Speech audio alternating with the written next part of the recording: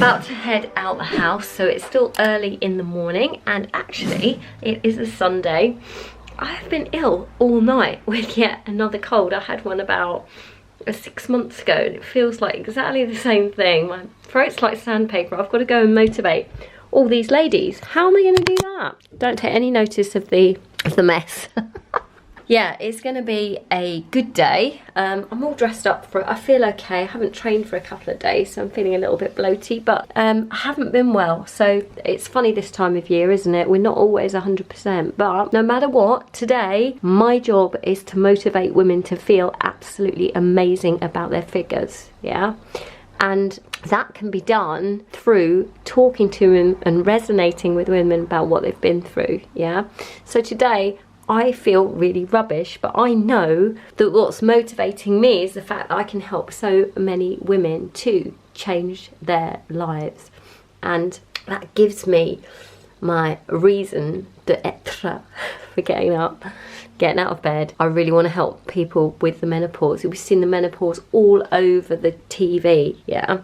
It's affecting so many women all across our country and the world. So I really want to make a statement here, and I really want to help people. But by sitting in bed and feel sorry for myself, what am I going to do? I'm not going to help anyone, am I? So I've got to get out there no matter how I feel, because it's other people that are more important than me. Lecture over. So even though I'm running out of the house early for the day, I've made sure that I've cooked my food. So I've cooked a big chicken so the kids can help themselves. Lots of vegetables in there. I'm really into tomatoes and carrots at the moment.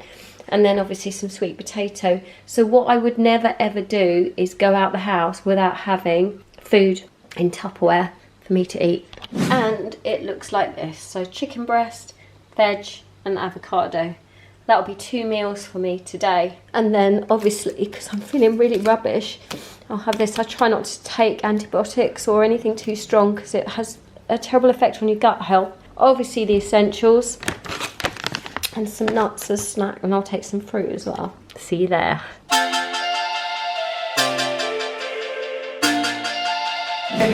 of all, 80% of how you look is what you are putting into your mouth. So if you have a healthy diet, that's great, but it won't necessarily shape your body, okay?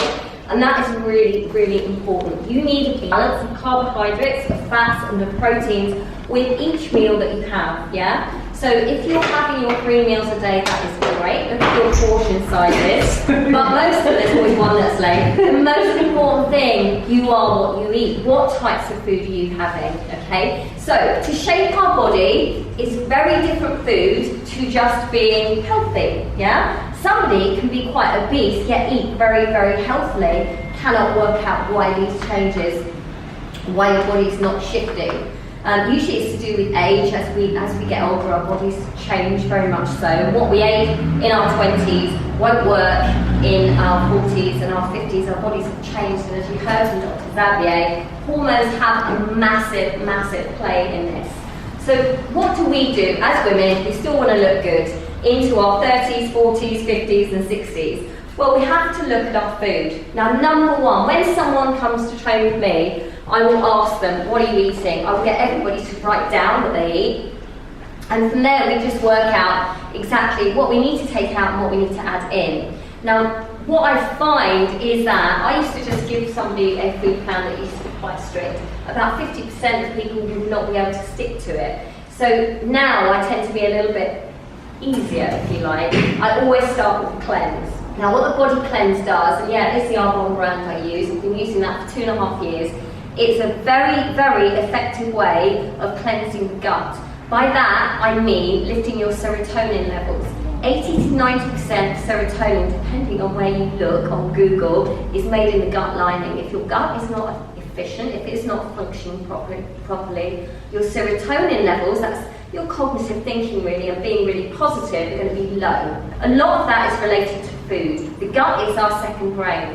Okay, there's research coming out, mainly in the States at the moment, that's stating that our gut health is the number one thing to everything, every kind of disease, not just our weight, okay?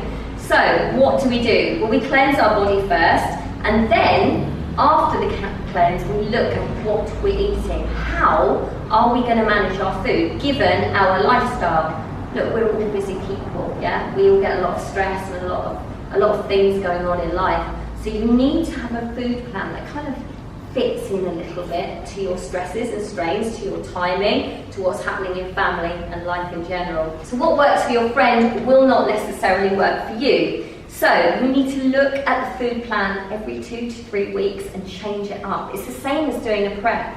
Look, I'm not a scientist, I just write food plans. I love what I do and I get results from the women that I work with because we sit down and we periodically, and this is really key here, change the food to see, well, which food is really causing the blow. Which foods can you put into your diet again that you enjoy that won't make your stomach go like this or won't make you feel really sluggish. So what is it? It's the balance of carbs and fats and proteins. And like I said, different foods work in a different way depending on your age, on your body type, on your body shape. So basic training, if you haven't done much exercise before, you're looking at a really basic gym plan. If you want to start from scratch, basic machines that you find in the gym, okay? The structure is really, really simple. It's something that you can memorize easily. Then we introduce resistance bands. So you'll use a machine and we kind of superset, and then we use resistance bands. So if you don't have resistance bands and you are thinking about training to really shape your bottom, your hamstrings and your glutes, because remember the glutes are one of the biggest muscles of the body, isn't it? So we want that really peachy shape. But if we're only doing squats and we're doing hamstring curls on a machine, but we're not really firing up the deep muscles of the glute, and to be honest with you, it's one of the first things that drops. I mean, it's really hard to keep it up there, and these really do the trick. So supersetting machine-based training with specific glute work, band work, and if you look on Instagram, any of the bikini athletes that are really top of their field, they're all using resistance bands. And then obviously free weights. So free weights are so much more effective because they are what's called compound movement, which means there are lots of different muscles involved in one movement, okay? Rather than it being, say, an isolation movement, we want the whole body working. You have to train the way that you want your body to look. So if you're training like this, yeah, in a gym, you often see people doing that, not really focusing on their body shape and on the way that they're lifted. They haven't got their shoulders back, their chest up, their stomach in, their bum slightly turned out. Their body will develop the way in which they're training. So it is so important. I always say, imagine that you're a ballet dancer, or imagine that you're Jessica Rabbit, yeah? Because the way that she walks is lifted, the way that a ballet dancer presents himself is lifted, and that's how you have to train in the gym. And to be honest with you, in a gym, everyone's really into themselves, no one's looking at you. So if you're scared of starting in a gym, the best thing to do is get a gym buddy or get a PT where you can feel really comfortable. Training cycles, absolutely paramount. Your body is designed to basically be as lazy as it can and conserve as many calories as it can. So it will work out that whatever you're doing, it's going to find it's what I call homeostasis. So it's a level where your body's really happy to be. It won't want to shift. It will always try and go back to that stage. That's why you have to cycle your food. Sort of try weekly, bi-weekly, but also your training needs to be cycled.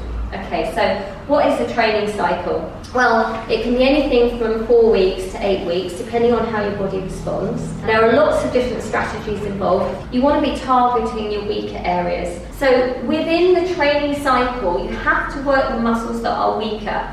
So I could get a generic training plan, but I would tweak it. So if I gave these 3 ladies a training plan, say heavy sets for 4 to 6 weeks, the weaker areas we would work on more. So you have to take that into account if you were designing a program for somebody, okay? So the training cycles, you've got your heavy sets. So for somebody it needs to put on muscle, and that's what we work up to. So if you go into a gym straight away, you're starting to lift heavy sets, you haven't got your technique right, then you're going to get an injury. Yeah, you have to be sure of what you're doing. So heavy sets are really important for gaining muscle. Remember, the more muscle we have, the less body fat we have. We cannot get massive. It's absolutely impossible. Unless you take anabolic steroids, a woman is not going to get really, really huge. What you are going to develop is a beautiful, slim body over time. And it is not something that happens within a period of weeks. And that is why some people will fall off, because that little mind, that little, what is it, monkey brain, comes in and he says, well, you're not getting the results, so you may as well give up. Why don't you just go back to what you were doing before, and then you go out for a drink with your friends and it's just forgotten. But if you stick at it, you can still go out for a drink with your friends, you can still have that quality of life, but you just have to integrate training and eating into that. So you've also got medium to light training, that would be a different cycle, yeah? You've got partial rep training, so you do some full reps, which means, say for a bicep curl, be all the way up, all the way down. Then you'd introduce some tiny partials, and that means a smaller movement to really get the muscles going, and that's what the bands are for as well. They're really effective at really getting blood flow into the muscle. Also, supersets, as I said, one exercise after the other. You can have giant sets where you get 4 to 5 to 6 exercises after the other and do it in a circuit. Lots of variations. Now, my favourite, which a few of you have got coming up to the show, is tempo training, which is so effective. It just really tricks the body into working a lot harder, and it stops your body going into that homeostasis. So it means that, for example, it's like a lengthening of the muscle under a force. So 1, 2, 3, 4, holding at the bottom for a number of counts. It can be anything, but say 2 for now. Up for 1, and then hold for 2 at the top. Now what this does, normally we go like this for a bicep curl, straight up, straight down. But by putting tempo work in, you're going to be strengthening the muscle. Strengthening muscle means creating little tears in the muscle that then heal, and therefore the muscle filaments grow slightly. Therefore your ratio of body fat to muscle differs. The more muscle you have, remember, the less body fat you have. So the tempo training is really effective for that. Drop sets as well. So after your normal sets, you might do 3 sets of, say, 8 bicep curls. If you really want to get some results, you can put a drop set in on the end. You wouldn't do that with every training cycle. That's why it's important to really change it around each time. A drop set is doing, say, 10 bicep curls, and then dropping the weight, halving the weight, and doing another 10 to really get the blood flow into the muscle. Plyometrics, if you guys are used to training, haven't put any plyos in, I know Jenny over in Norway is doing some box jumps at the moment as part of her program. She's jumping onto boxes like that. I don't think my hips could do that anymore. But plyometrics, jumping, if your knees are okay, really great. Use resistance bands to create more force. Fantastic way of training. German training, 10 sets of 10 repetitions with like a 2 to 3 minute break in between if you want to build a muscle. Really effective way of training again, so you could integrate that to your weaker body part. So cardio, everyone asks me about cardio. When somebody first starts with me, I will always get them away from it because we've kind of done it for so many years. We've worked on the treadmill, we've introduced cardio, it's been great, but what it's not doing is helping us build muscle. It kind of interferes with building muscle. So, for somebody that's got body shape very much like me, which is kind of long limbs, you're quite similar to me, so is Eva, and cardio makes us really tired, but it also wears down the muscle very quickly. So again, the more muscle we have, the less body fat we have.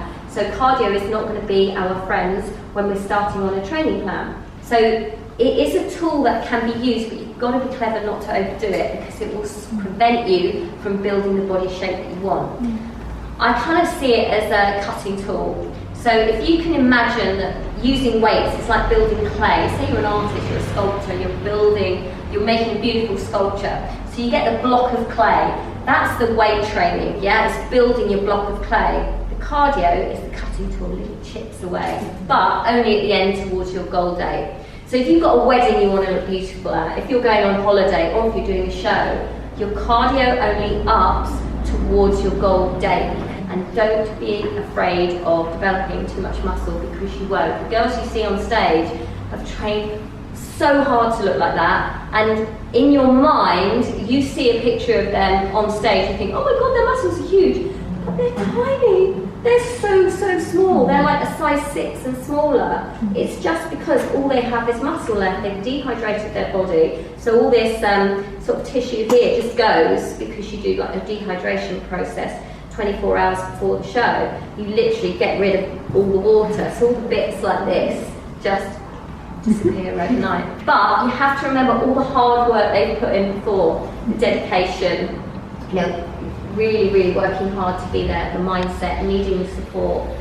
And the support is the thing that's going to get you through. Yeah, if you haven't done this before, you need that support. You can't do this. You can do it on your own, but it's a very lonely place to be. I was also going to touch on the menopause. So we're all older. Well, most of us are here anyway, and it will have a dramatic effect on your body's ability to shape up. It just will. You know what Xavier was saying about your hormones coming into play. It's going to be 10, 20, 30 times harder than when you were younger. You're going to get frustrated. You're going to feel down because probably you haven't got enough progesterone, testosterone, but we don't really know until we do tests like that to know of our levels. But there is a lot of stuff in the news recently about menopause, which I'm quite confused about. So if you heard of this, they're bringing in legislation for women in the corporate world to basically have more rights over their menopausal symptoms. So there's a Labour MP and a Conservative MP who are petitioning now to bring in legislation to protect women so that the menopause will be more recognised. And there's lots and lots of publicity literally every day this week. The Guardian's the one that's really doing it. But they're going through the whole thing of the menopause. But yeah, for menopausal women, back to basics as far as training goes, it is the same. It's just a harder process. You've got to be strict. You've got to be on it 80% of the time. So 20% of the time, 20% of the time, she can have what she wants, but 80% of the time, girls, you have to be 100% bang on it, because otherwise your body will just go back to the way it was before. You have to make that commitment to yourself that you want to change, and that is it for